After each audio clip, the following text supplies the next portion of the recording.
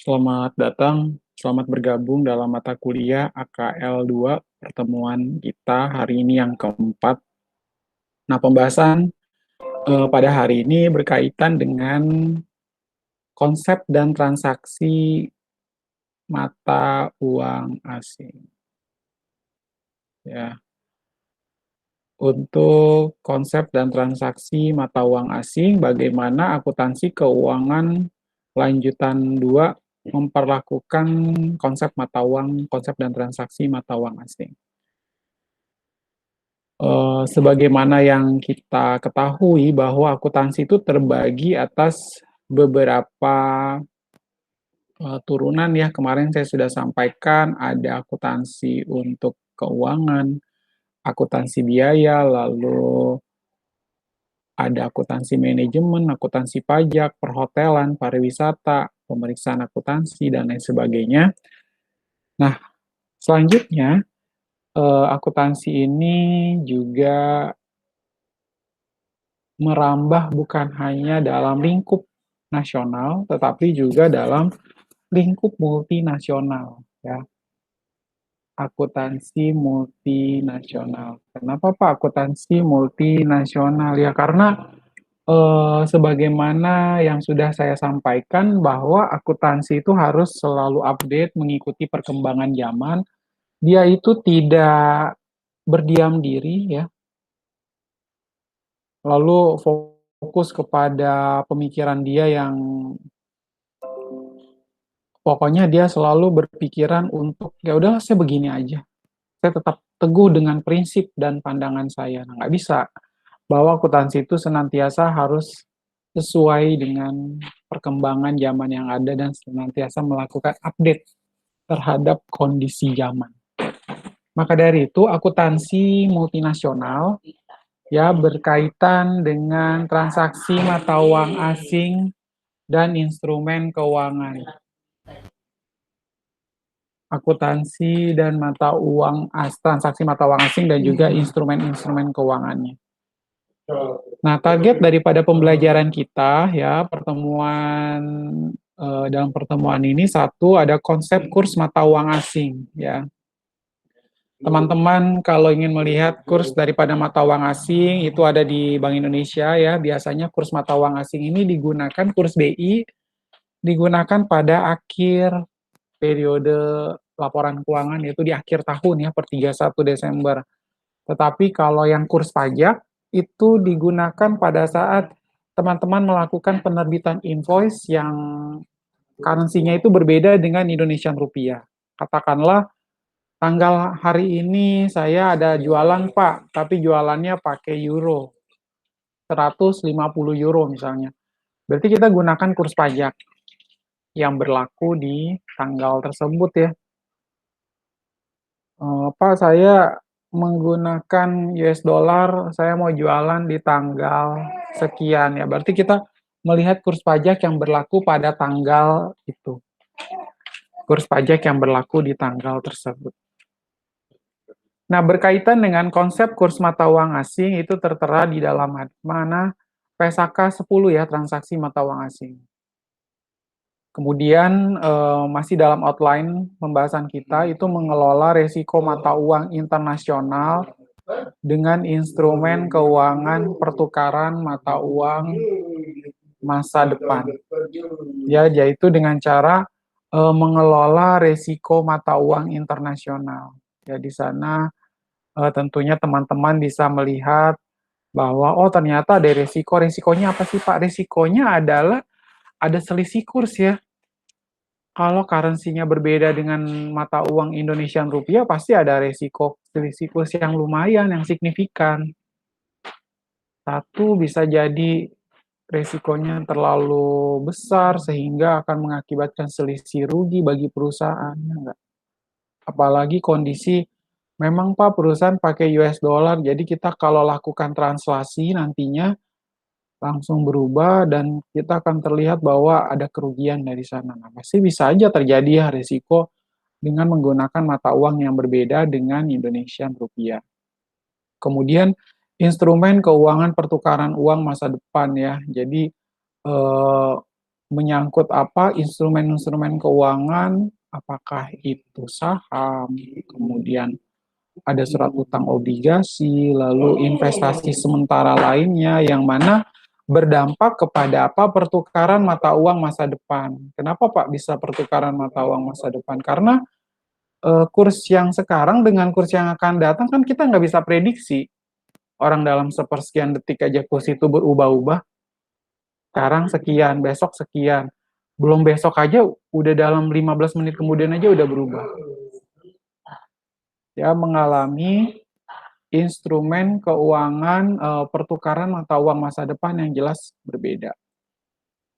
Selanjutnya pelaporan keuangan dengan mata uang fungsional ya. Nah, itu akan kita bahas juga di sini berkaitan dengan pelaporan keuangan dengan mata uang fungsional. Nah, konsep kurs mata uang asing ya, nilai mata uang ditentukan setiap hari oleh pedagang mata uang asing. Ya, bertindak sebagai agen untuk individu atau negara yang memperdagangkan mata uang asing. Ya, jadi kalau teman-teman melihat ada money changer di mall ya, kemudian para pedagang mata uang asing ini memang mereka biasanya melakukan transaksi atau membeli, menjual berkaitan dengan currency yang berbeda dengan mata uang kita ya. Nah, nilai mata uang itu kan dia mendapatkan selisih. Dia mendapatkan selisih. Dia bisa melihat selisihnya berdasarkan hal-hal tersebut ya. Untuk nilai mata uang asing ini bisa terlihat, oh kalau kurs bisa berubah, saya bisa mendapatkan keuntungan dari sana. Hari ini berubah, besok pun saya akan berubah. Kursnya pun akan berubah kan tentunya. Nah, dia bisa memanfaatkan hal tersebut. Nah, kemudian pada saat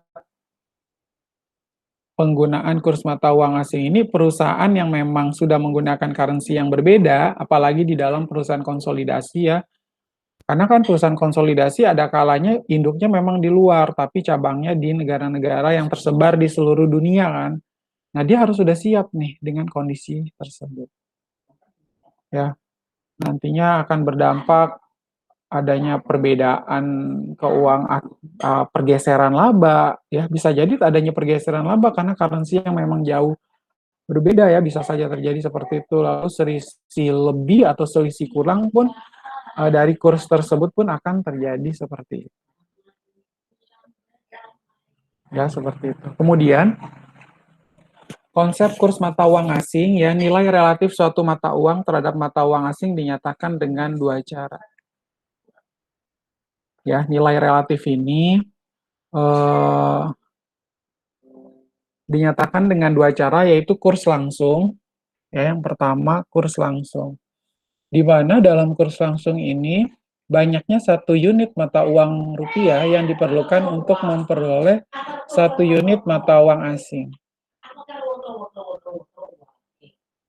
Ya, kurs langsung ini banyaknya satu unit mata uang rupiah yang diperlukan untuk memperoleh satu unit mata uang asing. Ya, teman-teman bisa melihat, jadi dia langsung dikonversikan secara langsung. Kemudian yang kedua adalah kurs tidak langsung. Ya, di mana banyaknya unit mata uang asing yang dapat diperoleh dengan satu unit mata uang asing.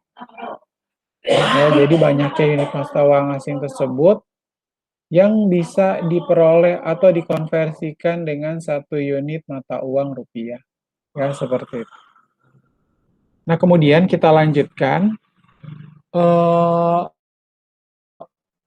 Kondisi jika ada perubahan kurs, ya pasti akan ada terjadinya perubahan kurs ya, kuat kayak atau melemah, pasti selalu ada perubahan kurs. Nah, kondisi jika ada perubahan kurs, kurs menguat, lebih sedikit mata uang rupiah yang diperlukan untuk memperoleh satu unit mata uang asing. Ya, karena kenapa satu rupiah itu memperoleh lebih banyak unit mata uang asing. Ya, bila teman-teman bisa melihat bahwa kondisi jika ada perubahan kurs, ketika terjadinya kurs menguat, kita mengorbankan sedikit aja uang mata uang rupiah. untuk memperoleh 2 unit mata uang asing. Ya, atau bisa dikatakan Rp1 itu memperoleh lebih banyak unit mata uang asing.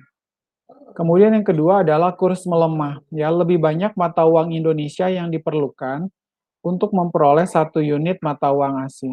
Jadi ketika mata uang Indonesia yang diperlukan, ya bisa dikatakan kurs melemah ini tentu akan merugikan kita ya, karena kita harus mengorbankan banyak mata uang Indonesia untuk memperoleh 1 unit mata uang asing.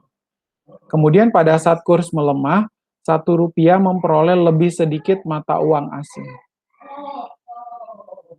Rp1 itu memperoleh, Rp1 ini tentunya akan memperoleh lebih sedikit mata uang asing.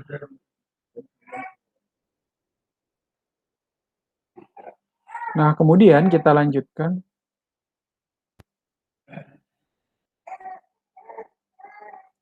Transaksi mata uang asing di dalam PSAK nomor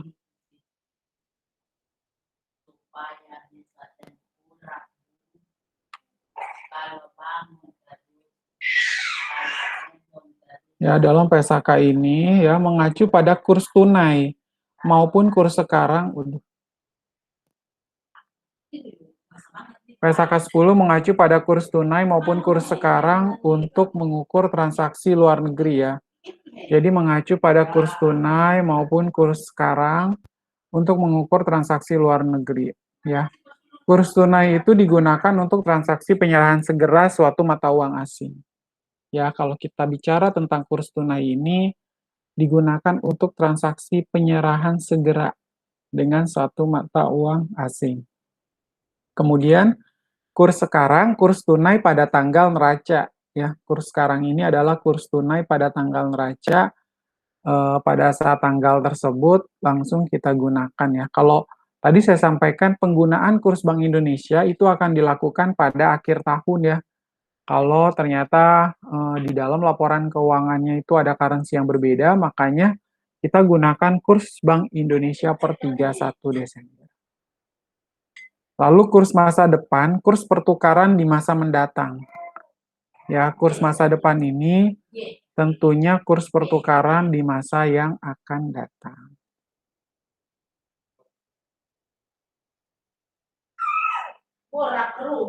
Nah, kemudian PSAK nomor 10, PSAK 10 transaksi mata uang asing, ya, transaksi mata uang asing mengharuskan perusahaan mentranslasi ke dalam mata uang pelaporan yang digunakan perusahaan. Ya, paham ya translasi itu apa? Translasi itu kita mengubah seluruh angka yang ada dalam laporan keuangan ke dalam Indonesian rupiah. Ya, misalnya currency-nya US dollar lalu diubah menjadi Indonesian rupiah. Ya, ke dalam mata uang pelaporan yang digunakan oleh perusahaan. Nah, penyesuaian atas translasi tersebut mengharuskan perusahaan mengakui gain and loss mata uang asing pada saat perubahan kurs.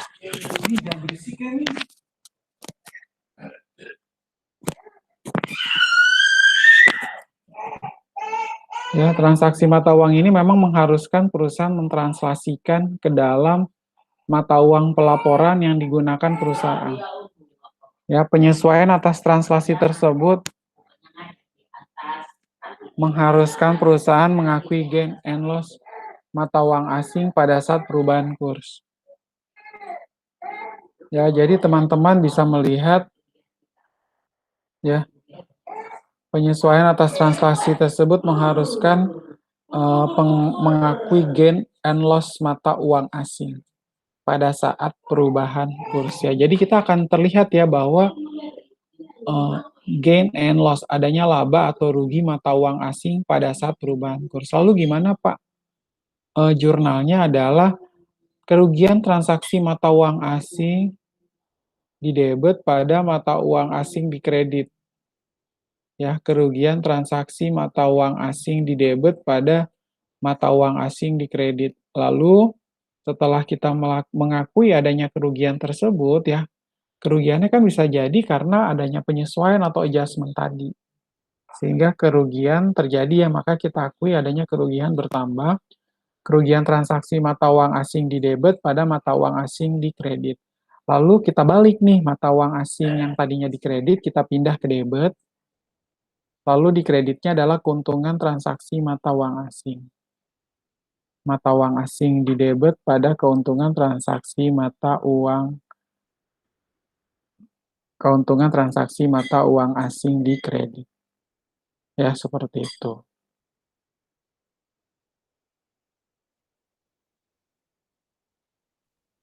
Nah, kemudian kita lanjutkan, masih di dalam PSAK.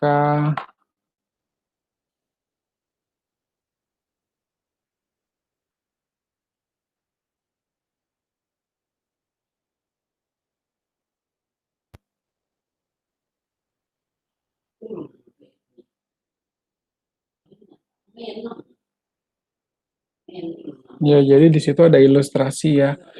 PT Kresno memperoleh $7.500 dari bank pada tanggal 2 Februari 2010 untuk digunakan pembelian barang di luar negeri kurs langsung 12.500. Jika pada tanggal 30 Maret 2010 kurs langsung berubah menjadi 14.000, bagaimana perusahaan menyiapkan laporan keuangannya? Nah, kita harus gunakan kurs yang 14.000 ini ya, sesuai dengan tanggal 30 Maret pada saat menyajikan neracanya. Dan ke laporan keuangan lainnya, kita bukan menggunakan kurs yang 12.500, melainkan kurs yang berlaku, ya kurs langsung yang berlaku per 30 Maret, yaitu 14.000 rupiah tersebut. Nah, kemudian kita lanjutkan berkaitan dengan transaksi ekspor-impor. Untuk mata uang asing harus diukur dan dicatat oleh entitas asing dalam mata uang yang digunakan dalam pencatatan akuntansinya. Ya, tentu teman-teman bisa lihat, Pak, emang semua mata uang asing bisa, Pak, diukur dan dicatat oleh entitas asing dalam mata uang yang digunakan dalam pencatatan akuntansi, yaitu rupiah? Bisa dong. Kan tinggal kita ubah atau kita kalikan kan, kita konversikan dengan kurs yang berlaku. Nah, atau jika transaksi dilakukan sebaliknya, maka entitas harus menyesuaikan mata uang yang digunakan.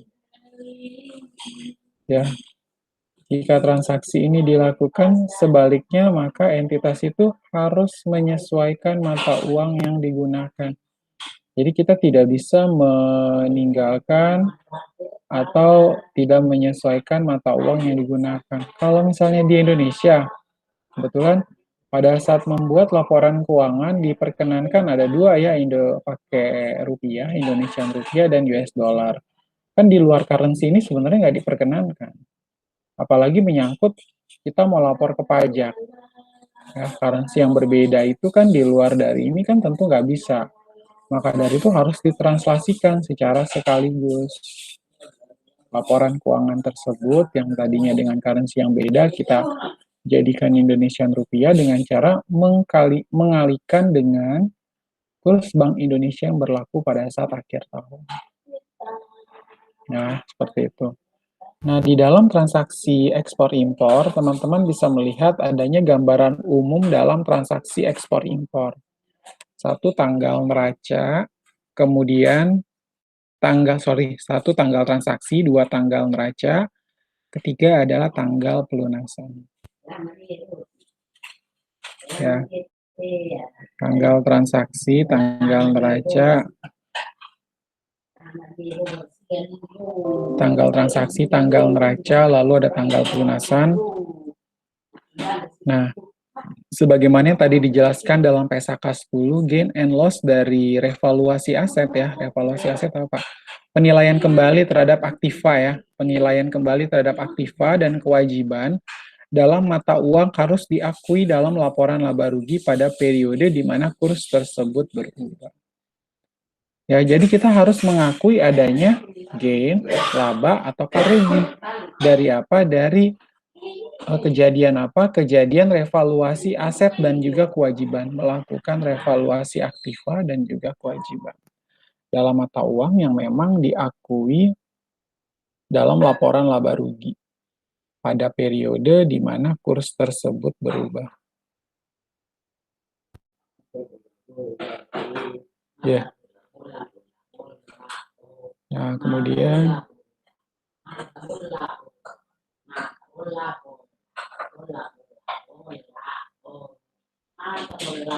ini ada ilustrasi ya.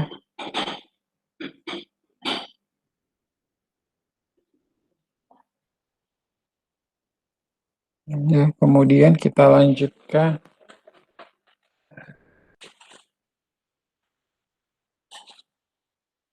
Mengelola resiko mata uang internasional ya di sini dengan instrumen keuangan mata uang masa depan, yaitu tertera dalam PSAK 50 dan 55. Tapi hendaknya teman-teman lihat kembali dalam PSAK 50 dan 55 apakah masih sama atau sudah ada perubahan ya. Takutnya ini PPT-nya memang saya ambil dari kampus-kampus yang kampus negeri ya, universitas negeri ya, supaya kita samakan standarnya dengan di Budi. Tetapi hendaknya teman-teman lihat, siapa tahu ini juga belum adanya update ya, belum diperbarui. Berkaitan dengan PSAK 50 dan 55 itu, betulkah membahas mengelola resiko mata uang internasional dengan instrumen keuangan mata uang masa depan? Ya, mengelola resiko mata uang internasional dengan instrumen keuangan mata uang masa depan. Nah, instrumen keuangan kontrak yang akan meningkatkan nilai aset dari suatu entitas dan instrumen utang atau ekuitas pada entitas lain. Contohnya adalah wesel bayar dan juga wesel tagih. Kemudian ya, kalau kita lihat instrumen keuangan ini, tadi kan kontrak yang akan meningkatkan nilai aset ya dengan adanya contractual agreement yang notabene memang bisa meningkatkan nilai daripada aset atau aktiva dari suatu entitas dan instrumen utang atau ekuitas pada entitas lain. Ya, jadi akan berpengaruh terhadap satu aset, kedua utang, dan ketiga adalah ekuitas ya. Contohnya adalah wesel bayar dan juga wesel tagih. Contohnya adalah wesel bayar dan juga wesel tagih. Nah, kemudian lindungi nilai ya. Untuk lindung nilai atau hedging, suatu aktivitas yang dilakukan untuk mengurangi atau meniadakan risiko pada suatu entitas lain. Ya, suatu aktivitas yang memang dilakukan untuk mengurangi atau meniadakan risiko. Ya, jadi bisa nggak sih Pak untuk mengurangi atau meniadakan risiko pada suatu investasi lain? Bisa, yaitu dengan cara hedging atau lindung nilai. Nah, masih dalam mengelola risiko mata uang internasional dengan instrumen keuangan mata uang masa depan ya, di situ ada derivatif ya, perjanjian antara dua pihak yang dikenal sebagai counterparties. Pihak-pihak yang saling berhubungan dalam istilah umum, transaksi derivatif adalah sebuah kontrak bilateral atau perjanjian penukaran pembayaran yang nilainya tergantung pada diturunkan dari nilai aset, tingkat referensi, atau indeks.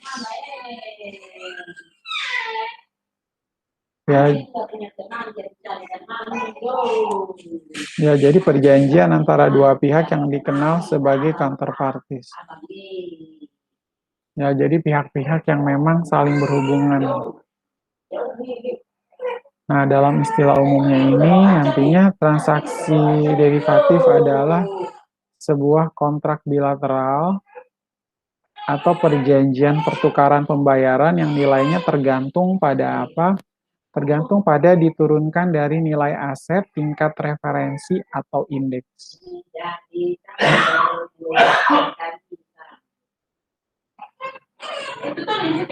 Ya, adalah sebuah kontrak bilateral. Dimana kalau bilateral berarti berapa Pak? Biasa kerjasama antara dua company yang berbeda di negara yang berbeda ya, atau perjanjian penukaran pembayaran yang nilainya tergantung pada diturunkan dari nilai aset, tingkat referensi atau indeks. Kemudian ada kontrak masa depan dalam mata uang asing. Ya, kenapa Pak ada kontrak masa depan? Karena kontrak tersebut nanti di masa yang akan datang akan berubah seiring dengan mata uang tersebut kan. Mata uangnya sekarang berubah dan pada saat di masa yang akan datang 10 tahun yang akan datang pun dia akan berubah. Kemudian opsi mata uang asing. Opsi mata uang asing, ya teman-teman bisa melihat.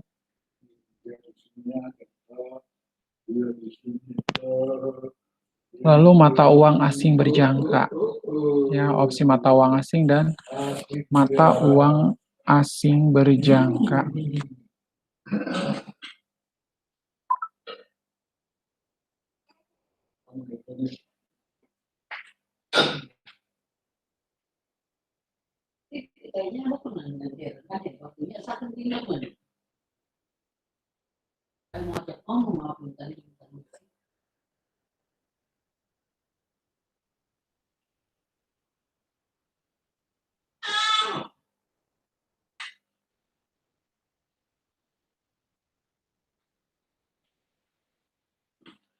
Ya, jadi apa sih Pak ini maksud dengan opsi mata uang asing? Nah, foreign exchange option atau opsi falas atau biasa disebut dengan opsi valuta asing adalah kontrak yang sebagai imbalan untuk premi atau biaya di muka memberikan hak kepada pembeli tetapi bukan kewajiban untuk melakukan transaksi valuta asing, membeli atau menjual pada tanggal tertentu yang telah ditentukan sebelumnya.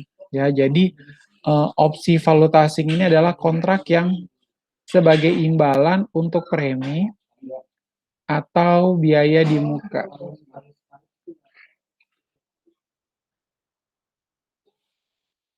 Memberikan hak kepada pembeli, tetapi bukan kewajiban untuk melakukan transaksi valuta asing. Ya, membeli atau menjual pada tanggal tertentu yang telah ditentukan sebelumnya.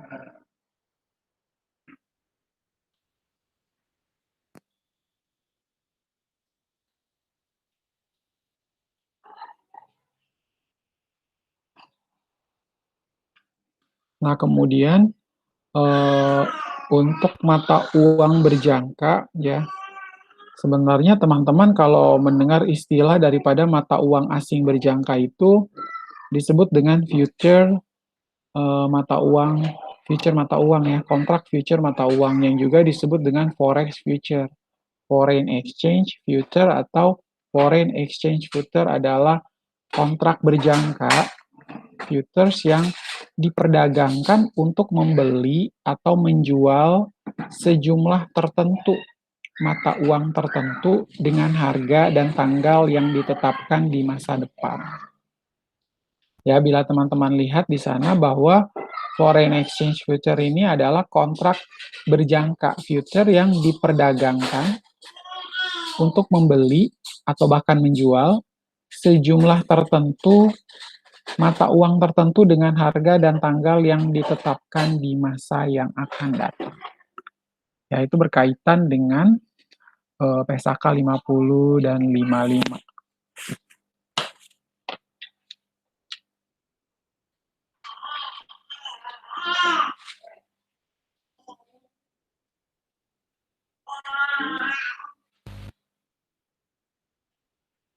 Ya, di sana juga ada ilustrasi kontrak pertukaran ya, bukan lindung nilai, teman-teman bisa melihatnya.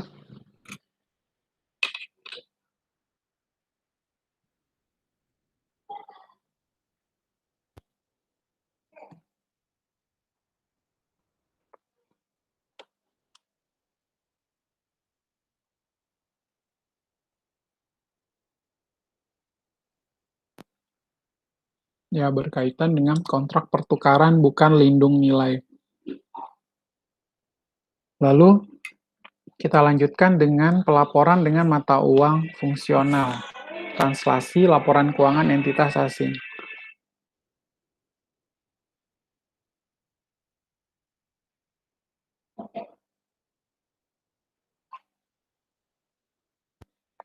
Dua hal utama yang ditujukan pada laporan keuangan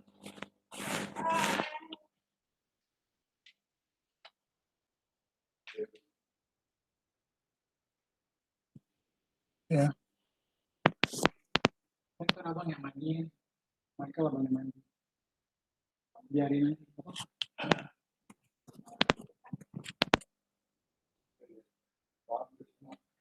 Ya, dua hal utama yang ditujukan pada laporan keuangan yang ditranslasikan dari mata uang asing pada rupiah Indonesia. Ya, tadi teman-teman udah tahu bahwa laporan keuangan yang ditranslasikan berarti seluruh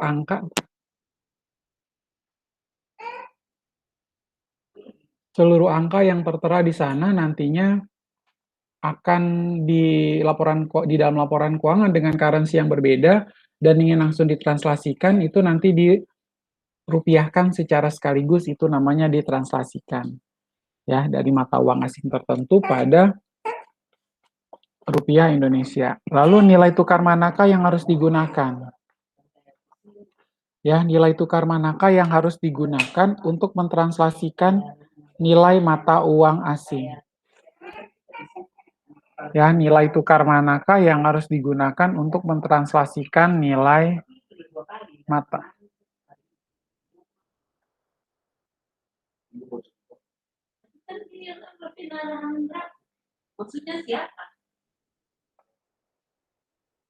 Nilai tukar manakah yang harus digunakan untuk mentranslasikan nilai mata uang asing menjadi domestik ya. Tadi saya sudah bilang bahwa oh saya nanti pakai kurs Bank Indonesia pada akhir tahun. Oke, tinggal dimasukkan. Lalu bagaimanakah seharusnya perlakuan atas gain and loss tersebut? Haruskah dimasukkan laba rugi? Ya pasti.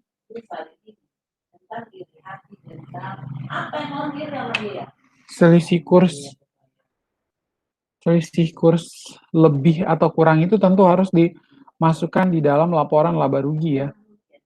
Selisih kurs atau lebih itu tentu akan dimasukkan ke dalam laporan laba rugi. Namanya aja ingin menyajikan sebuah posisi keuangan yang sebenarnya, tentu ada selisih lebih atau kurang, itu harus ditampilkan di dalam laporan laba rugi.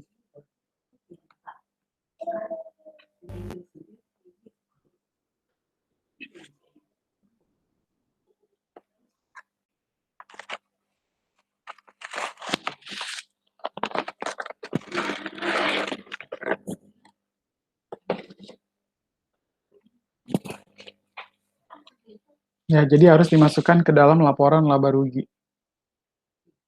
Nah, kemudian berkaitan dengan pelaporan dengan mata uang fungsional translasi, laporan keuangan entitas asing, 3 kemungkinan nilai tukar yang digunakan dalam mengkonversikan nilai mata uang asing menjadi rupiah. Pertama adalah nilai tukar sekarang, nilai tukar historis, lalu nilai tukar rata-rata.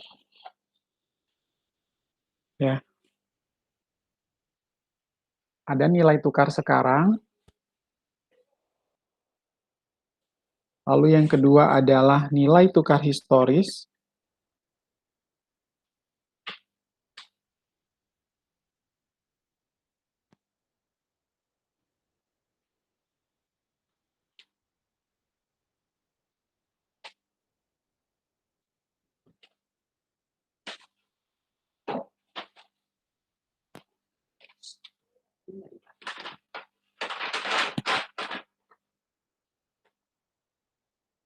ya berkaitan dengan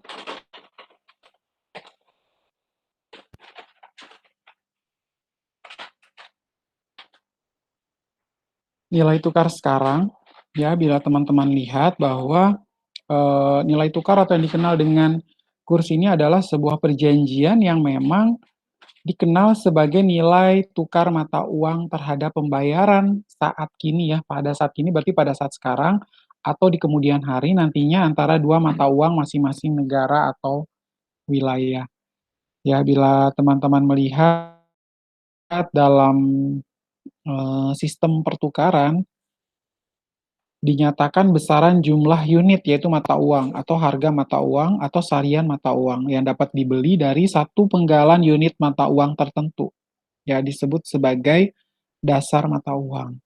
Sebagai contoh dalam penggalan disebutkan bahwa kurs euro USD adalah 14320 USD per euro, yang berarti bahwa penggalan mata uang adalah dalam US dollar. Dengan penggunaan penggalan nilai dasar tukar mata uang adalah euro.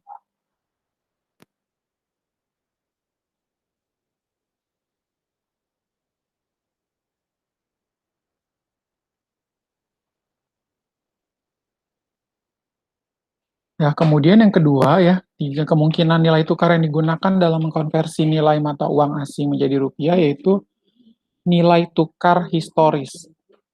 Ya, nilai tukar historis, kurs historis adalah kurs nilai tukar pada saat suatu aktiva dalam mata uang asing. Ya, kurs nilai tukar pada saat suatu aktiva dalam mata uang asing pertama kali diperoleh atau ketika suatu kewajiban dalam mata uang asing pertama kali terjadi. Ya, bila teman-teman lihat bahwa kurs historis ini berarti kurs yang sudah terjadi ya di masa yang lampau kan.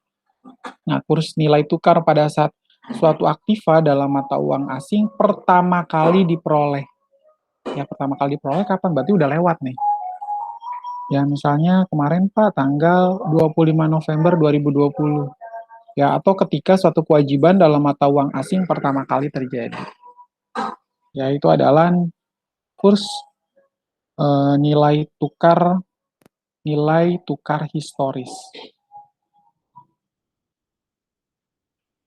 Kemudian nilai tukar rata-rata.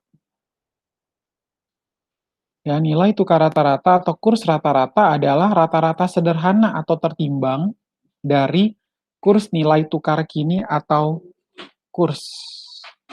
Ya, bila teman-teman melihat hal ini tentunya bisa membedakan ya masing-masing ya. Oh, tadi yang untuk nilai tukar sekarangnya berapa, lalu nilai tukar historis, lalu yang untuk nilai tukar sekarang itu artinya apa, historis itu apa, dan nilai tukar rata-rata itu atau kurs rata-rata atau average adalah rata-rata sederhana atau tertimbang dari kurs nilai tukar kini atau kurs. Ya, transaksi mata uang asing terjadi pada saat suatu perusahaan itu membeli atau menjual barang dengan pembayaran yang dibuat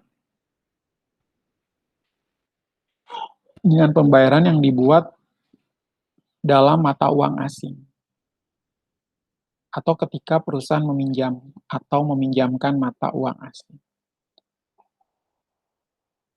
Ya.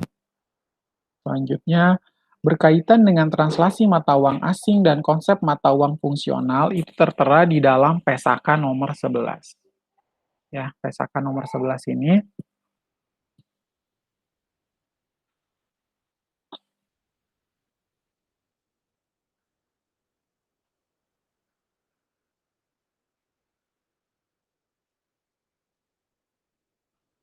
ada di mengenai Pesaka 11 itu mengenai translasi mata uang asing dan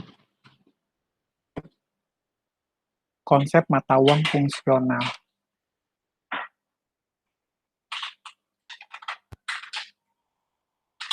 Nah, di sini teman-teman bisa melihat masih berkaitan dengan pelaporan dengan mata uang fungsional, translasi laporan keuangan entitas asing, metode yang dapat digunakan oleh perusahaan Indonesia untuk menyatakan kembali laporan keuangan afiliasi asing menjadi rupiah. Ya,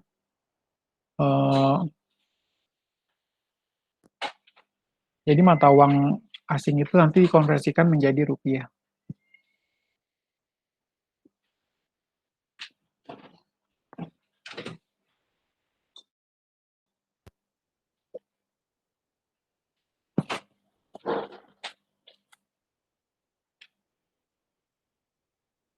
Kita lihat masing-masingnya mata uang pembukuan dan pencatatan afiliasi luar negeri, mata uang fungsional, dan metode pernyataan kembali.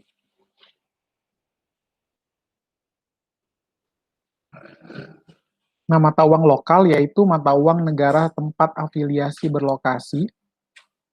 Ya, di sini mata uang lokal yaitu mata uang negara tempat afiliasi berlokasi. Artinya misalnya perusahaan ABC ada di Indonesia, berarti mata uang lokal yang berlaku adalah Indonesian rupiah. Ya kan? Kemudian mata uang fungsional yang digunakan adalah mata uang lokal.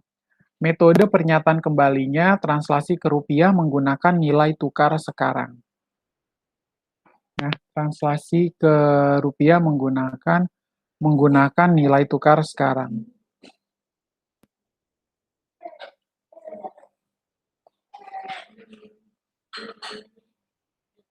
Lalu mata uang lokal ya, mata uang pembukuan dan pencatatan afiliasi luar negeri.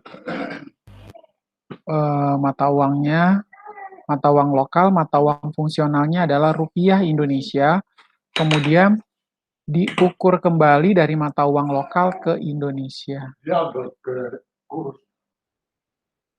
Ya, diukur kembali dari mata uang lokal ke Indonesia. Lalu mata uang pembukuan dan pencatatan afiliasi luar negeri.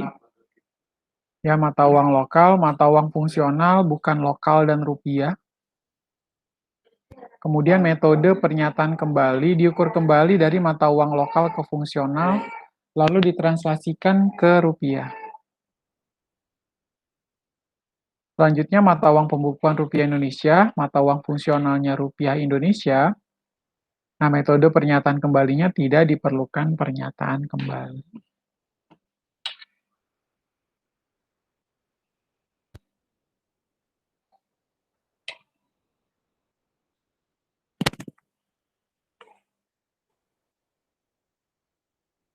Nah, pelaporan dengan penyajian laporan keuangan dari selisih transaksi termasuk ke dalam pendapatan komprehensif lainnya.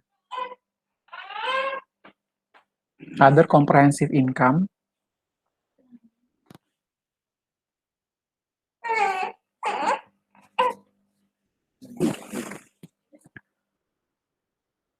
ya, penyajian laporan keuangan dari selisih translasi termasuk ke dalam pendapatan komprehensif lainnya, other comprehensive income atau OCI. Ya, di sana teman-teman bisa melihat untuk perubahan selisih translasi selama periode berjalan.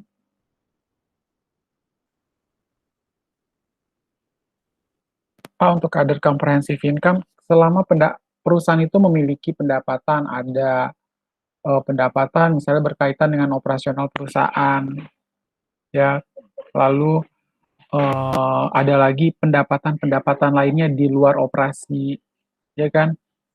Itu kan bisa masuk ke dalam other comprehensive income. Lalu perubahan selisih translasi selama periode berjalan, ya pasti, emang ada selisihnya pasti lah. Ceritanya kita lagi mengubah satu mata uang tertentu ya, mata uang perusahaan induk, yaitu pakai misalnya euro, secara keseluruhan tiba-tiba kita translasikan ke dalam Indonesian rupiah, sudah barang tentu akan berubah menjadi akan adanya selisih kan, selisih lebih atau selisih kurang. Nah, seperti itu. Kemudian adanya gain or loss belum direalisasi dari efek available for sale. Ya, di sana tentu akan ditemukan laba atau rugi yang belum direalisasi. Kemudian ada yang namanya revaluasi lindung nilai arus kas.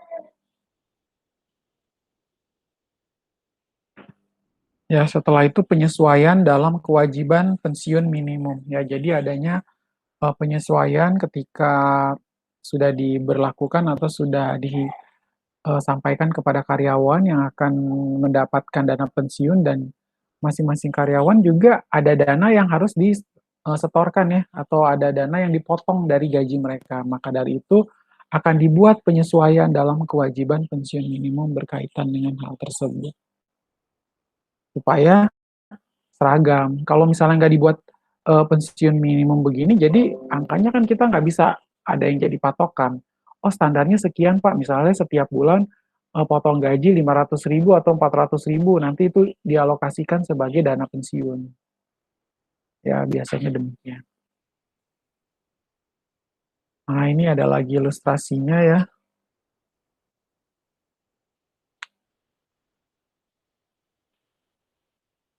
Ya, saya belum menyampaikan tentang kasus-kasusnya.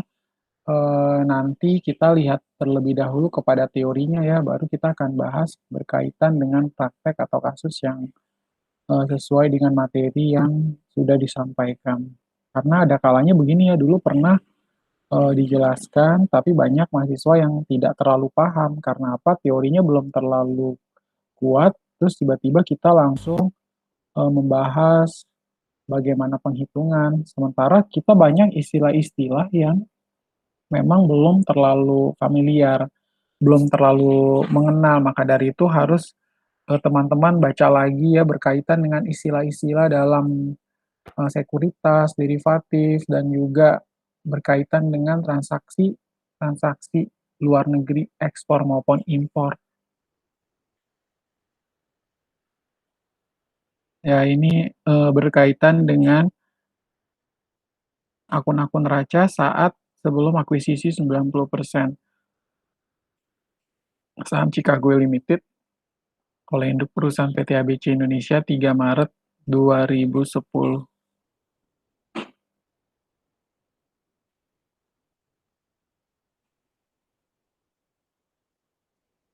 Nah, itu adalah ilustrasi lindung nilai komitmen mata uang asing yang belum diakui.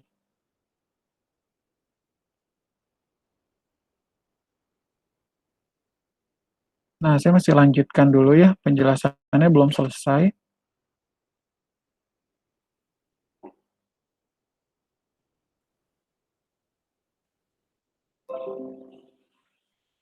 Nah, ini sebenarnya penjelasan berkaitan dengan beberapa ya, berkaitan dengan konsep dan transaksi laporan keuangan mata uang asing sebenarnya sudah kita peroleh di akuntansi keuangan lanjutan 1. Nah, di dalam akuntansi keuangan lanjutan 2 pun kita mengambil lagi ya tema tersebut supaya lebih diperdalam. Ya, makanya ini saya mengambil dari modul akuntansi keuangan lanjutan 1 yang dirasa penting untuk kita review ya. Semoga teman-teman masih mengingat berkaitan dengan apa yang akan saya refresh atau saya ulang kembali. Nah, teman-teman di sana bisa melihat tujuan pembelajaran. Tadi di awal perkuliahan untuk sesi ini kan saya belum sampaikan tujuan pembelajarannya bahwa mahasiswa dapat menjelaskan pengertian konsep dan transaksi mata uang asing. Lalu, mahasiswa dapat menjelaskan alasan suatu negara menggunakan mata uang asing dalam suatu transaksi. Kemudian, mahasiswa dapat menjelaskan bagaimana penggunaan mata uang asing dalam suatu transaksi. Ya, nah kita lihat ini secara deskriptif ya, menjelaskan dalam bentuk narasi. Bagi teman-teman ya bisa melihat di dalam sistem moneter internasional dapat diperinci menjadi 3 golongan, yaitu tidak ada suatu negara pun di dunia yang tidak memiliki hubungan dengan negara lain. Hubungan-hubungan atau aspek internasional dalam ekonomi makro merupakan salah satu aspek penting yang perlu dipelajari. Hubungan ekonomi antar negara melalui 2 jalur, yakni hubungan perdagangan dan hubungan keuangan. Ya, jadi dalam hubungan ekonomi antar negara itu ada 2 jalur. Yang satu tradingnya, perdagangannya, dan yang kedua adalah financial relationship, hubungan keuangan. Nah, hubungan perdagangan itu kita mengembangkan kerangka berpikir kita ya, kenapa bisa terjadinya adanya transaksi mata uang asing tersebut ya, kenapa bisa sampai terjadi transaksi dan dibahas di dalam PSAK 11, 10, 55 yang tadi sudah kita lihat dalam PowerPoint yang sudah saya share juga di e-learning. Makanya kita harus melihat asumsinya apa, asumsi dasar apa yang digunakan sehingga kita penting sekali untuk membahas hal tersebut. Nah, hubungan perdagangan itu muncul karena adanya ekspor dan impor hasil produksi dari suatu negara ke negara lain. Ya, untuk menjalin hubungan transaksi internasional tersebut, mutlak diperlukan adanya pasar valuta asing, serta perlu adanya penentu harga barang dan jasa dengan menggunakan nilai tukar atau kurs ya. Jadi, kalau misalnya barang, jasa yang notabene tuh kadang keluar masuk ya di satu negara, kan kita harus tentukan nilai kurs yang berlaku ya, untuk menghargai berapakah nilai dari satu barang atau jasa yang sudah dikeluarkan tersebut atau yang sudah dibeli atau dibayarkan ini kan. Maka dari itu kita perlu menggunakan nilai tukar atau kurs. Nah, mata uang itu berfungsi untuk menyatakan suatu nilai standar ya sebagai alat dan sebagai unit pengukuran untuk transaksi ekonomi. Agar transaksi dapat dicatat dalam laporan keuangan, transaksi tersebut harus diukur dengan mata uang. Ya, entitas mungkin memiliki transaksi dalam mata uang asing atau memiliki kegiatan usaha luar negeri. Ya, kalau kejadiannya kan pasti ketemu yang seperti itu ya, kalau nggak dia jualan barang atau beli barang jasanya pakai currency yang beda dengan Indonesian rupiah, atau ternyata dia juga punya cabang atau induk yang ada di luar. Sehingga mau nggak mau, transaksinya mungkin harus dikonversikan kembali ke Indonesian rupiah. Nah, mata uang asing adalah suatu mata uang selain mata uang fungsional suatu entitas. Ya, berarti selain mata uang fungsionalnya adalah Indonesian rupiah pasti kan. Nah, suatu entitas dapat menyajikan laporan keuangannya dalam mata uang asing. Dan permasalahan utama adalah nilai tukar mana yang digunakan dan bagaimana melaporkan pengaruh dari perubahan nilai tukar dalam laporan keuangan. Ya. Nah, di sini adalah beberapa definisi yang sudah saya sampaikan juga tadi. Teman-teman bisa melihatnya.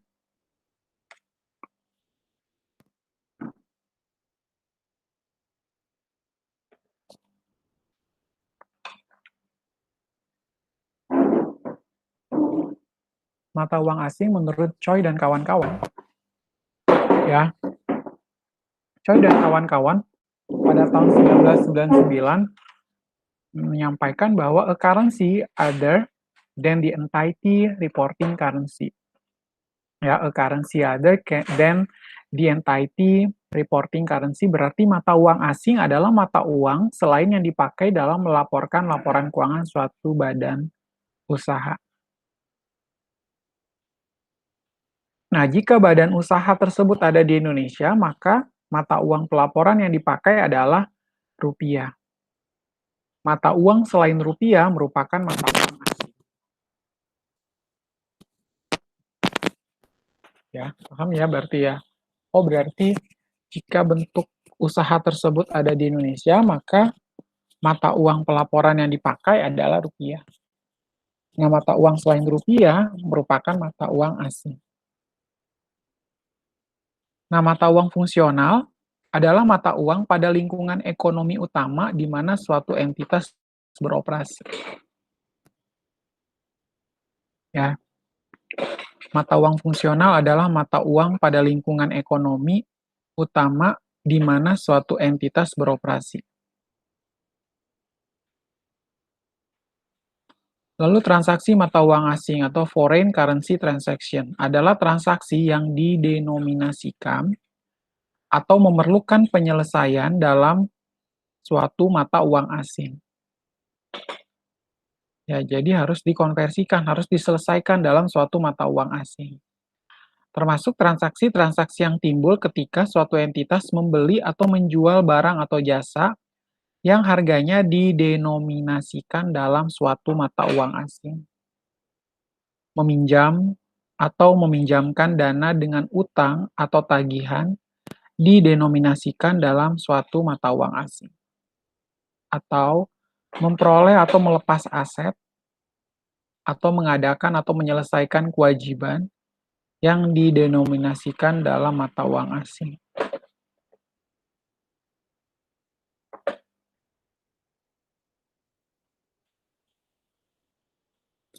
Ya, seperti itu.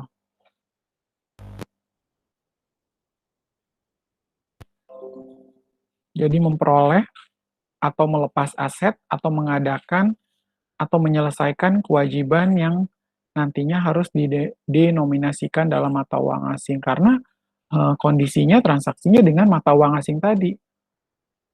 Mau kita bayar utang, kita beli barang atau kita beli jasa, apapun kegiatan transaksi bisnis dan penting bagi kita untuk mendenominasikannya ke dalam mata uang asing karena memang kursnya itu berbeda dengan currency yang sudah dipakai. Lalu istilah umum dalam transaksi mata uang asing, ya kita lihat bersama, ada mata uang pelaporan. Mata uang pelaporan adalah mata uang yang digunakan dalam menyajikan laporan keuangan entitas pelaporan. Ya, mata uang yang digunakan dalam menyajikan laporan keuangan entitas pelaporan. Mata uang pelaporan yang digunakan dalam menyusun laporan keuangan menurut standar akuntansi pemerintahan adalah mata uang rupiah. Ya, jadi mata uang pelaporannya itu harus pakai Indonesian rupiah, guys ya. Kita nggak bisa, Pak saya kan ini perusahaannya dari Belgia, jadi saya pakai euro ya Pak, nggak bisa. Oh ini perusahaannya dari Jepang, jadi saya pakai yen, nggak bisa. Jadi dia harus disesuaikan dengan kondisi di mana mana negara tersebut ya. Kan di negara tersebut mata uang fungsionalnya adalah Indonesian rupiah. Kemudian nilai wajar adalah jumlah yang dipakai untuk mempertukarkan suatu aset atau menyelesaikan kewajiban antara pihak-pihak yang berkeinginan dan memiliki pengetahuan memadai dalam suatu transaksi wajar atau arm's length transaction. Ya, itu adalah nilai wajarnya. Jadi nilainya itu sesuai dengan harga pasar loh, bukan ditentukan karena dia adalah anak perusahaan yang ada di Indonesia, ya udah dijual aja dengan harga yang jauh lebih murah. Begitu dilihat, loh, kok transaksi ini agak nggak masuk akal ya? Karena dia menjual barang yang sama tapi dengan harga yang tidak wajar, tidak sesuai dengan harga pasar.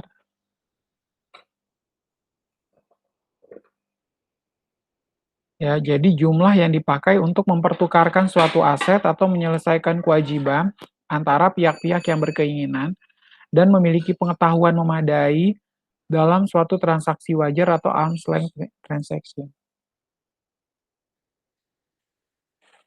Nah, kemudian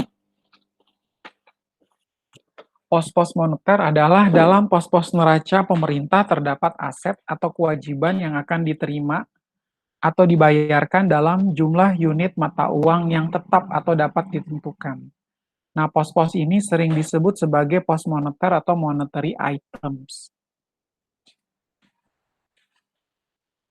Ya, bila teman-teman lihat pos-pos moneter dalam pos-pos neraca pemerintah, memang bukan hanya di pemerintahan ya, pasti akan ada aset dan juga kewajiban yang mana akan diterima atau dibayarkan dalam jumlah unit mata uang yang tetap atau dapat ditentukan.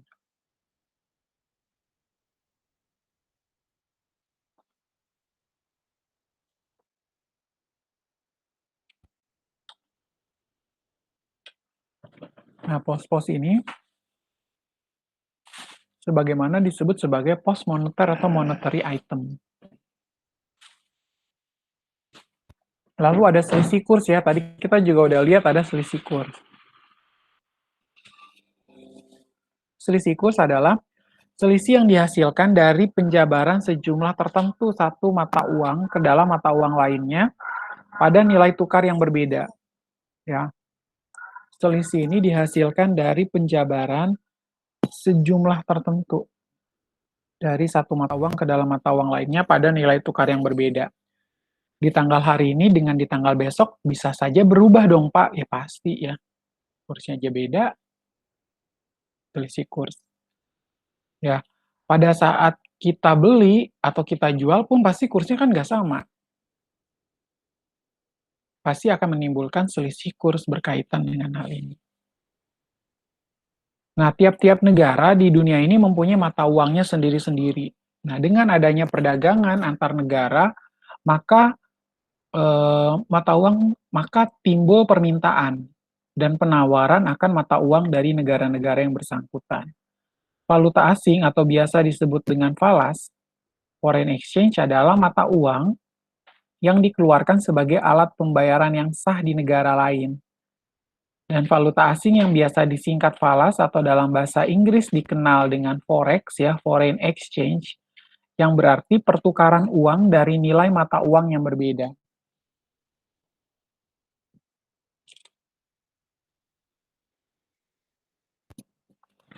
Nah, kemudian pasar valuta asing biasa disebut dengan foreign exchange market adalah kerangka organisasi yang di dalamnya terdapat perseorangan, perusahaan-perusahaan, dan yang membeli dan menjual falas atau devisa. Nah, pasar valuta asing ini menyediakan pasar sarana fisik maupun di dalam pasar kelembagaan untuk melakukan perdagangan mata uang asing, menentukan nilai tukar mata uang asing, dan menerapkan manajemen mata uang asing. Ya, pasar kelembagaan kalau kita di Indonesia ada Bursa Efek Indonesia. Ya, seperti itu. Nah, kemudian fungsi pasar valuta asing mempermudah pertukaran valuta asing serta pemindahan dana atau daya beli dari satu negara ke negara lain. Ya, mempermudah pertukaran valuta asing serta pemindahan dana atau daya beli dari satu negara ke negara lain. Lalu memberikan kredit jangka pendek karena sering terdapat transaksi internasional yang tidak perlu segera diselesaikan pembayarannya dan atau penyerahan barang, maka pasar valuta asing memberikan kemudahan untuk dilaksanakan kontrak jual beli dengan kredit. Ya, memberikan kredit jangka pendek.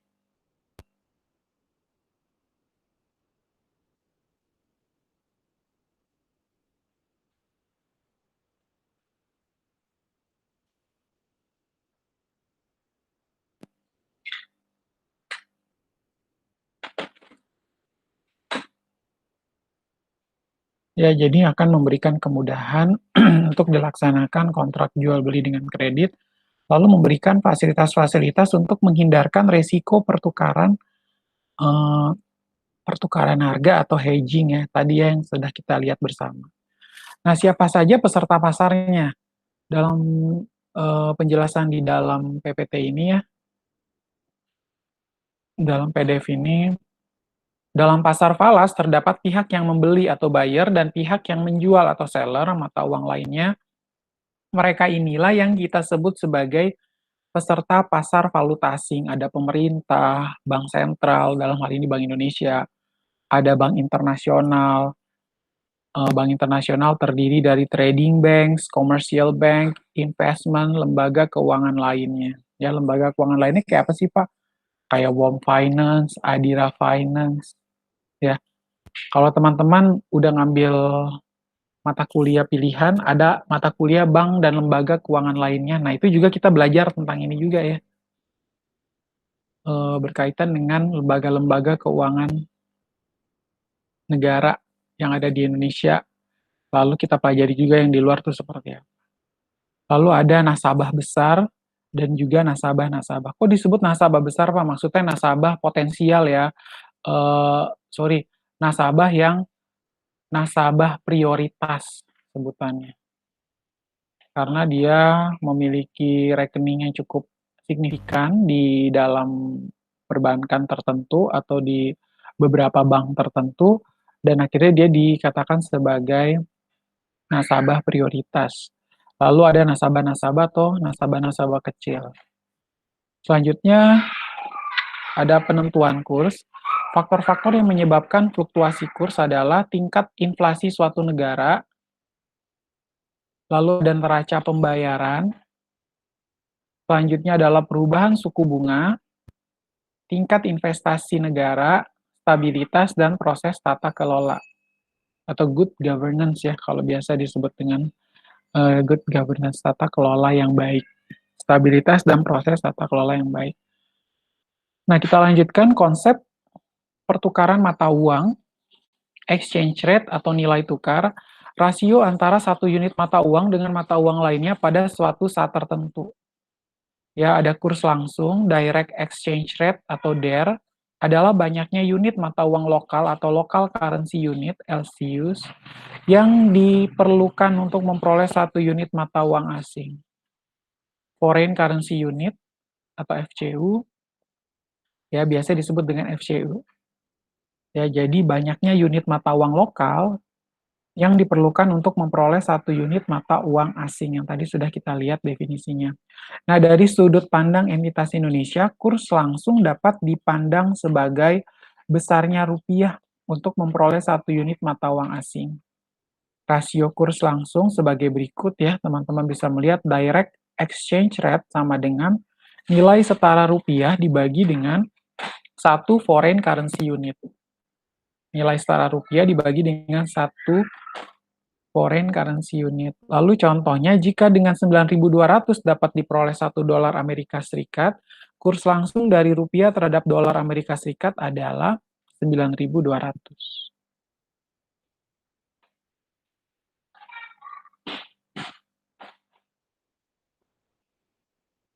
Kemudian kurs tidak langsung, indirect exchange rate atau IER, ya, adalah kebalikan dari kurs langsung. Kurs tidak langsung itu menunjukkan banyaknya unit mata uang asing yang dapat diperoleh dengan satu rupiah. Nah, surat kabar bisnis dan orang yang berpergian keluar Indonesia seringkali menggunakan kurs tidak langsung. Ya, kurs langsung itu berbanding balik dengan kurs tidak langsung dan bahwa keduanya menyatakan hubungan ekonomis yang sama antara kedua mata uang. Nah, rasio kurs tidak langsung sebagai berikut ya, ada IER ini sama dengan 1 FCU dibagi dengan nilai setara rupiah. Ya, indirect exchange rate itu sama dengan 1 foreign currency unit, ya, 1 foreign currency unit itu dibagi dengan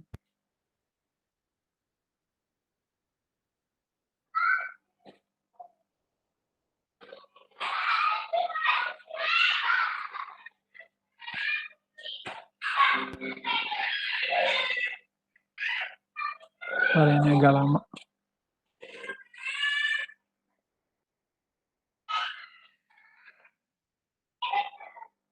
Satu foreign currency unit dibagi dengan nilai setara rupiah dari contoh kurs langsung. Maka kurs tidak langsung sebesar 1 berbanding 9.200 sama dengan dibagi 9.200 sama dengan 0,001087 dolar. Ya. Contoh kasus perubahan kurs.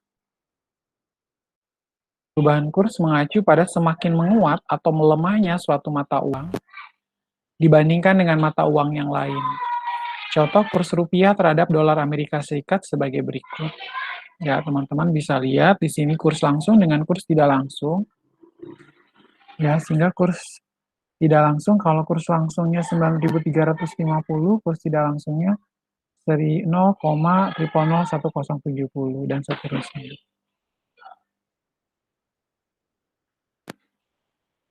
Nah, menguatnya rupiah, penurunan kurs langsung.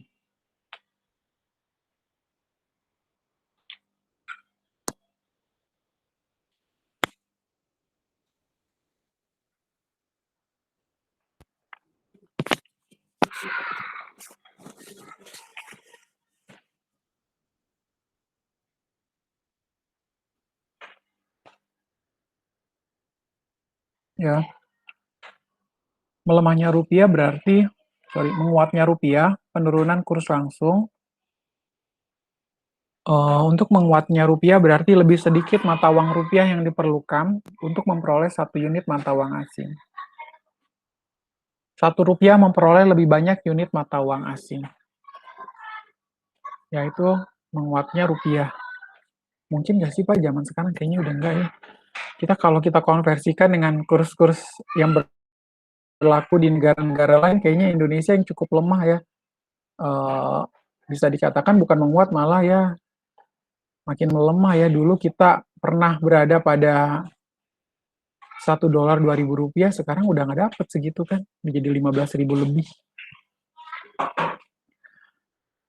Ya, melemahnya rupiah, peningkatan kurs langsung. Melemahnya rupiah berarti lebih banyak mata uang Indonesia diperlukan untuk memperoleh 1 unit mata uang asing. Ini yang terjadi sekarang ini. Ya. 1 rupiah memperoleh lebih sedikit nilai, lebih sedikit unit mata uang asing. Ya, teman-teman bisa lihat di sana hubungan antara mata uang dan kurs, baik kurs langsung dan kurs tidak langsungnya. Per 1 Januari 2011, kurs langsung 9.350, kurs tidak langsungnya adalah 0,001070. Antara 1 Januari 2011 dan 1 Juli 2011 menguatnya rupiah. Kurs langsung turun, rupiah menguat. Perlu sedikit mata uang rupiah untuk memperoleh 1 dolar. Ya, perlu sedikit mata uang rupiah untuk memperoleh 1 dolar. Ya, bila teman-teman lihat di sana, kurs tidak langsung meningkat, dolar melemah, perlu lebih banyak dolar Amerika Serikat untuk memperoleh 1 rupiah. Lalu impor Indonesia umumnya meningkat secara kuantitas, barang luar negeri yang diimpor ke Indonesia lebih murah dalam rupiah. 1 rupiah dapat memperoleh lebih banyak barang. Lalu ekspor dari Indonesia umumnya turun secara kuantitas, barang ekspor Indonesia lebih mahal, perlu lebih banyak dolar untuk memperoleh barang. Ini kayaknya yang impossible ya. Kalau kita lihat ini nggak mungkin terjadi di negara kita dalam kondisi yang seperti ini. Karena sejauh yang kita perhatikan dalam dunia bisnis yang ada di negara kita ini, ya memang kursnya bukan justru makin baik, bukannya dolar yang melemah, tapi malah rupiahnya yang melemah. Tambah lagi ada kondisi politik yang membuat masyarakat mudah sekali, ketika masyarakat panas atau diadu domba oleh situasi atau hal-hal yang isu-isu yang sederhana, itu berdampak kepada politik bangsa ini. Akhirnya eh, rupiah semakin melemah atau rupiah semakin merosot, ya. Karena di Indonesia itu mudah dilakukan hal tersebut. Begitu politik langsung berperan serta, ya langsung berdampak kepada menghempaskan kepada ekonomi bangsa. Kurs langsung menurun. Kita ada pemilihan kepala daerah, pemilihan presiden, itu pasti rupiah mulai melemah. Tapi begitu sudah terpilih siapa presidennya atau siapa ketika ada pemilu, pemilihan umum dan lain sebagainya, wah itu benar-benar situasi yang harus senantiasa dijaga ya, supaya jangan sampai Indonesia mudah terpecah belah dan akhirnya melemahkan kurs yang ada di negara ini. Nah, di 1 Juli sampai dengan 1 Juli 2011 dan 1 Juli 2012 ya, melemahnya rupiah kalau kita lihat dalam bagan di sini ya. 1 Juli 2011, 1 Juli 2012.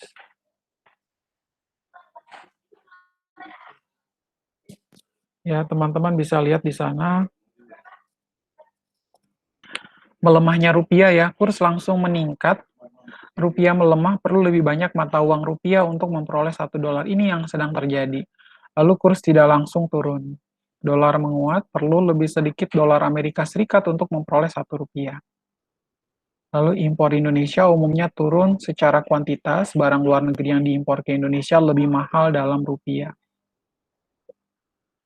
Lalu ekspor dari Indonesia umumnya naik secara kuantitas, barang ekspor Indonesia lebih murah dalam rupiah. Ya. Kemudian kita lihat istilah-istilah lainnya, ada floating exchange rate atau nilai tukar mengambang. Nilai tukar yang mencerminkan daya beli di pasar dunia atau open market economy. Ya, nilai tukar yang mencerminkan daya beli di pasar dunia itu floating exchange rate. Lalu fixed exchange rate, nilai tukar tetap, nilai tukar yang ditetapkan oleh pemerintah untuk kepentingan pengendalian inflasi. Lalu yang keempat adalah spot rate atau nilai tukar spot.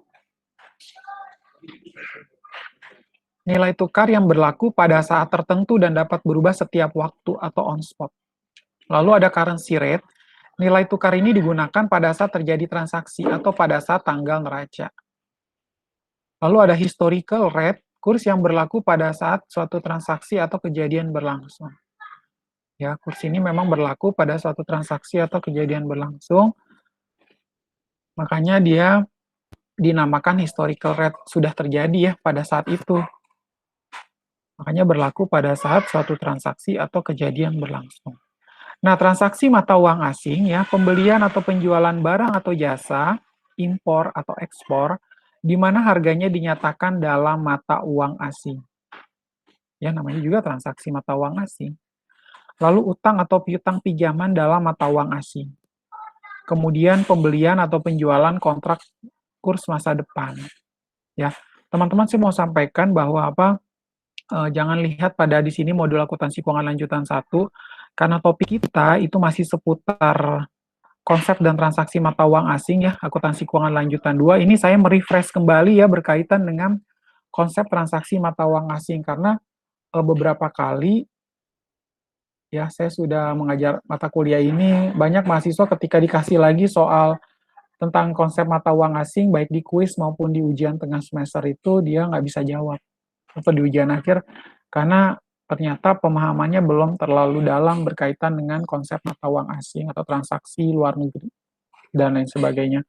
Makanya saya mengulang kembali, merefresh kembali dari akuntansi keuangan lanjutan 1. Ya, lalu transaksi ekspor impor dalam mata uang asing. Ya, di sini tanggal transaksi mencatat transaksi pembelian atau penjualan pada nilai setara dolar Amerika Serikat menggunakan kurs langsung tunai pada tanggal tersebut. Lalu tanggal neraca menyesuaikan utang atau piutang menjadi nilai setara rupiah pada akhir periode menggunakan kurs langsung sekarang. Mengakui keuntungan atau kerugian sebagai akibat perubahan kurs antara tanggal transaksi dan neraca. Lalu yang ketiga, tanggal pelunasan pertama-tama menyesuaikan utang atau piutang untuk setiap perubahan mata uang asing antara tanggal neraca atau tanggal transaksi jika tanggal transaksi tersebut terjadi setelah tanggal neraca. Dengan tanggal pelunasan, utang atau piutang dalam mata uang asing tersebut. Nah, kita lihat di sini kasus impor. Tanggal 1 Oktober 2012, PT ABC memperoleh barang secara kredit dari Tokyo Industries sebesar 160 juta atau 2 juta yen. PT ABC menyusun laporan keuangan pada 31 Desember 2012.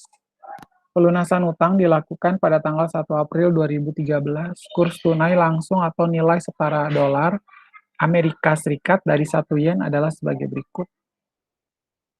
Lalu tanggal kurs langsung 1 Oktober 2012 Rp80, 31 Desember Rp90, 1 April 2013 Rp86. Diminta buatlah jurnal dan hitungannya. Jika kontrak pembelian dinyatakan dalam dolar, maka entitas asing atau Tokyo Industries akan menanggung resiko kurs mata uang asing. Jika transaksi dinyatakan dalam yen, maka PT ABC akan terbuka terhadap kemungkinan keuntungan dan kerugian kurs. Ya, jika kontraknya itu memang dinyatakan dalam dolar, maka si Tokyo Industries ini akan menanggung risiko kurs mata uang asing. Nah, jika transaksinya dinyatakan dalam yen, maka ABC akan terbuka terhadap kemungkinan keuntungan dan kerugian kurs. Nah, jika dalam yen, 1 Oktober 2012 tanggal pembelian,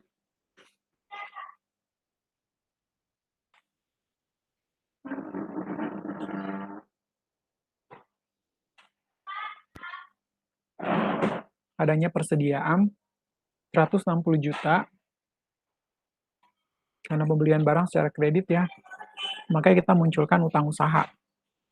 Utang bertambah saldo normal kredit bunyi di kredit 160 juta. Angkanya di sini. Ya, atau 2 juta yen, tapi kita kan masukkan dalam Indonesian rupiah. Persediaannya nambah 160 juta karena memperoleh barang. kurs yang berlaku menggunakan pada tanggal 1 Oktober ini ya, Rp80, 2 juta yen dikali dengan 80 kurs tunai.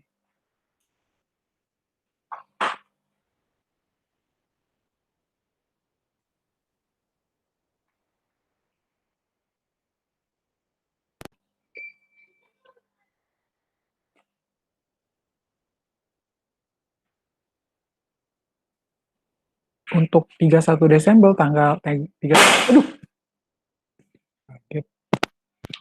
Desember 2012 tanggal neraca 31 Desember 2012 tanggal neraca rugi transaksi mata uang asing 20 juta pada utang usaha 20 juta ya, menyesuaikan utang dalam mata uang asing pada pelaporan setara dolar Amerika Serikat dan mengakui rugi selisih kurs sebagai berikut ya.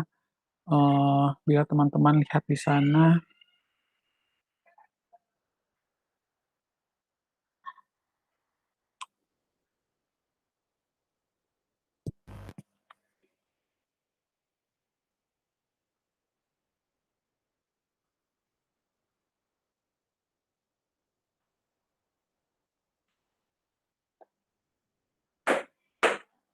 180 juta dikurangi dengan 2 juta 180 juta sama dengan 2 juta dikali 90 kurs tanggal 31 Desember ini ya.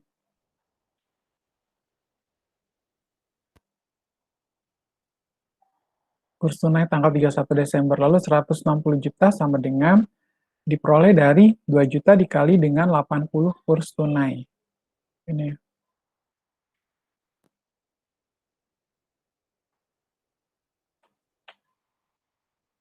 Sehingga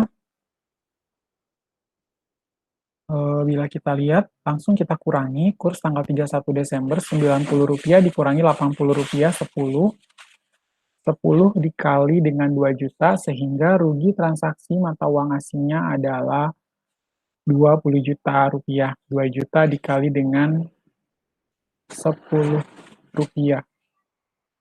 10 rupiah diperoleh dari kurs tanggal 31 Desember dikurangi dengan kurs tanggal 1 Oktober. Kemudian di tanggal 1 April 2013, tanggal penyelesaian utang usahanya adalah 8 juta, ya. Keuntungan transaksi mata uang asing 8 juta. Nah, itu diperoleh dari, ya di sini untuk menyesuaikan utang dalam mata uang asing pada pelaporan setara dolar Amerika Serikat dan mengakui keuntungan selisih kurs. Ya, teman-teman, kita lihat di sini kurs yang berlaku tanggal 1 April berapa, Pak? Rp86 ya ini ya. 1 April ini Rp86.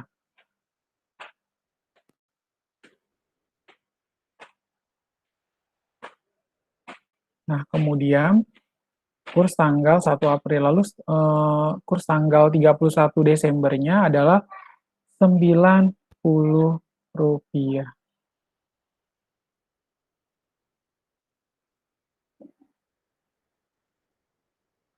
31 Desembernya adalah Rp90.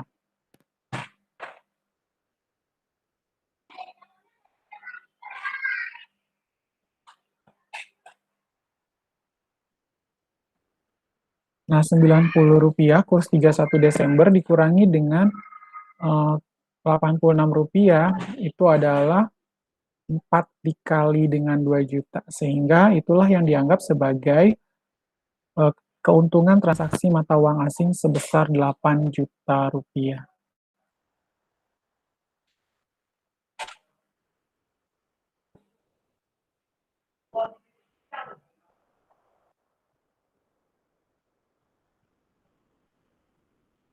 Ya, maka dari itu utang usaha yang tadi kita sudah akui,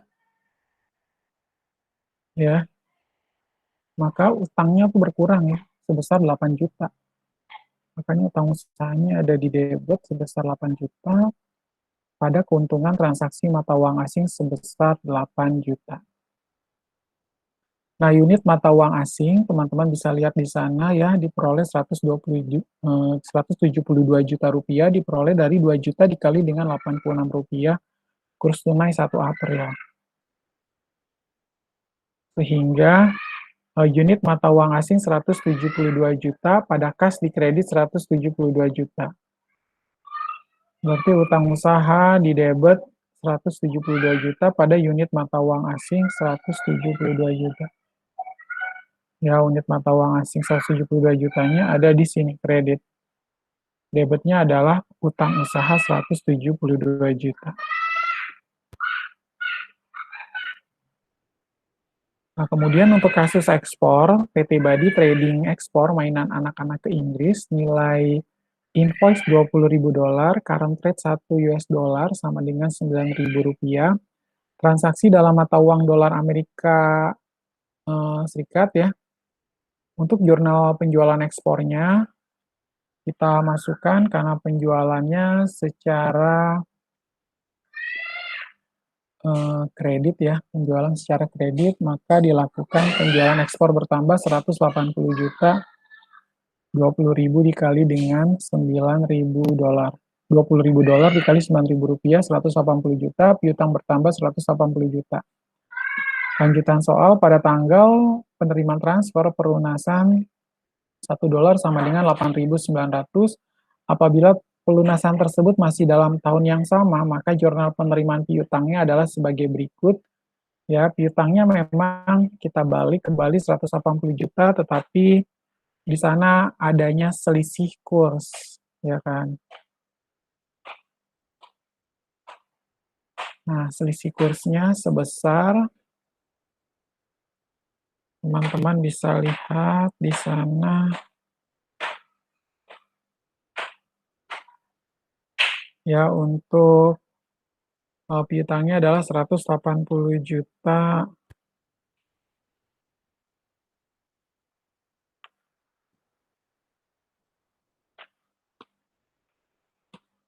dikali 20.000. Oke ya, 8.900 dikali 8.900 rupiah dikali 20.000 rupiah sama dengan 178 juta. Sehingga ada selisih ya, antara uang yang diterima 178 juta, piutangnya 180 juta. Berarti ada rugi selisih kurs sebesar 2 juta rupiah. Oke ya, untuk perkuliahan kita hari ini saya cukupkan sampai di sini dulu. Teman-teman tetap semangat, tetap perhatikan protokol kesehatan, jaga kesehatan, gunakan masker, gunakan hand sanitizer. Sampai ketemu minggu depan. God bless you and Buddha bless you.